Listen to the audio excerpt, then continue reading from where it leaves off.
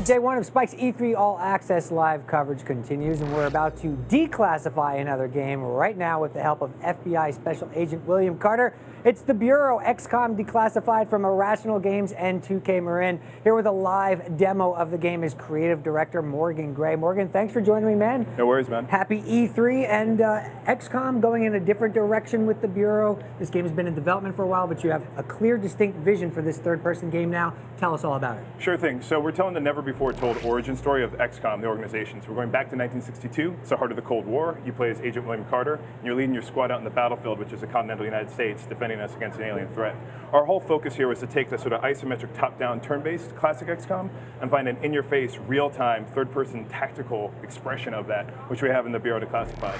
So I think we have a good mix of something that's very familiar to classic XCOM fans, but feels very fresh for modern gamers as well. Yeah, now obviously XCOM, traditionally a strategy game, but we saw XCOM Enemy Unknown be hugely successful, but this is a different take that is a little bit more on those the interaction with your squad in a more visceral type of sense, correct? So talk about the decision to go third person here and exactly how that's going to translate as we're looking at the live demo. Yeah, sure thing. So with Bureau XCOM Declassified, what we wanted to do is really fulfill that fantasy of what's it like to be a squad leader in the field of battle with your men. So not removed watching the action like, via Predator drone back at home, out in the battlefield leading your troops in real time. So you can see William Carter and his squad of XCOM agents are using what we call Battle Focus. It's our tactical command module, and it gives you real-time, fine control over all your agents' powers and abilities. You're able to do things like movement maneuver orders, issue covering fire, direct prioritized targets, and unleash the various powers and abilities that your agents level up with during the course of the game as you sort of customize and expand them out.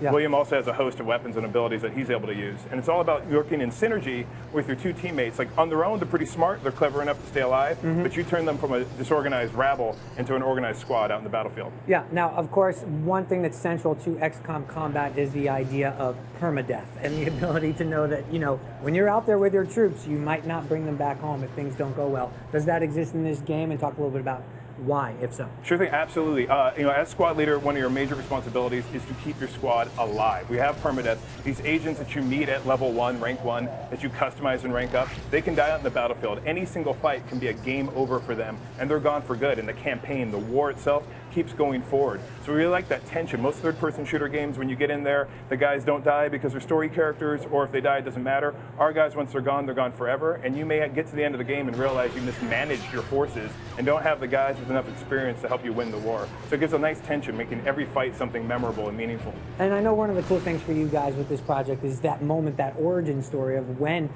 the XCOM organization came to be, which is on full display in this game, correct? Absolutely. We wanted to sort of tell this story of before XCOM was international, before aliens were like a household understood thing, what was it like right in the early days? So you start off as the Bureau, dedicated to fight the Soviet threat, communists, and then we had to expand our comprehension of what foreign meant in terms of American defense out to include the extraterrestrial. So you're there day one, XCOM itself is christened as an organization, which is pretty cool. And obviously, with the more intense nature of the action in this game, there are a lot of weapons and upgrades that are going to be first to the series that we're seeing new for the first time here? Absolutely. So we have the classic weapons for the laser and plasma that you're familiar with, but we have a host of new weaponry. And in addition, Carter and his agents as well get a host of powers. We call them agent abilities that you're able to unleash in the battlefield. Things like causing cloaks and distractions and alpha strikes and those things.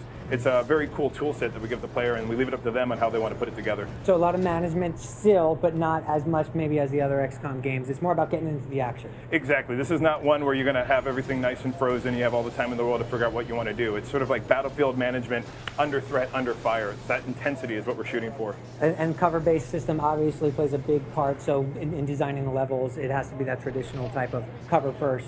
Exactly, because we had the whole thing with cover force and the battlefield ability is with your agents, with their powers, the battlefield itself is sort of a tool you can use in your war against the aliens. So cover gives you enough safety where you can sort of peruse the battlefield, figure out what you want to do, build a plan, put it together. Okay, well, we appreciate it very much. I want to get one of those sweaters, by the way. He's looking pretty sharp. Hey, it's a little Steve McQueen action there. Yeah, 62. We appreciate it very much, Morgan, as always.